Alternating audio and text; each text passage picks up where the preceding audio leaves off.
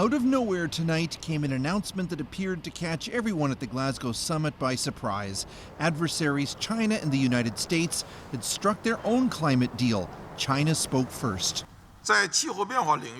In the area of climate change, there is more agreement between China and the U.S. than divergence, said Xie Zhenhua, making it an area with huge potential for cooperation.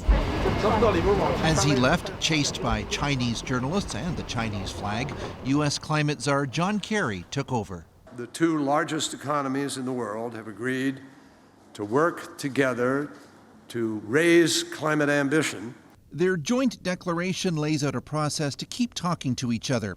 Among the key points, China is promising to work quickly to cut methane emissions, a major source of greenhouse gases, and they will hold their own bilateral climate summit next year.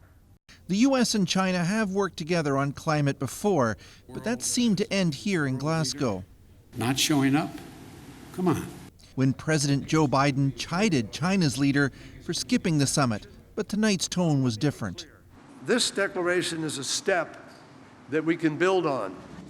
This had already been a day of drama with the summit's end approaching, with protesters decrying a lack of action from world leaders. And British Prime Minister Boris Johnson arriving to personally try to shepherd a final communique through what promises to be a treacherous few days.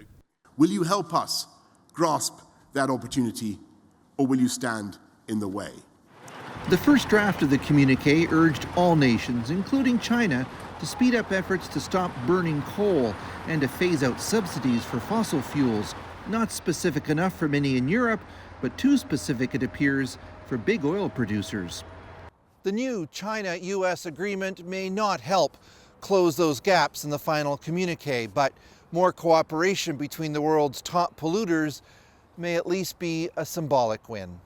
Chris Brown, CBC News, Glasgow.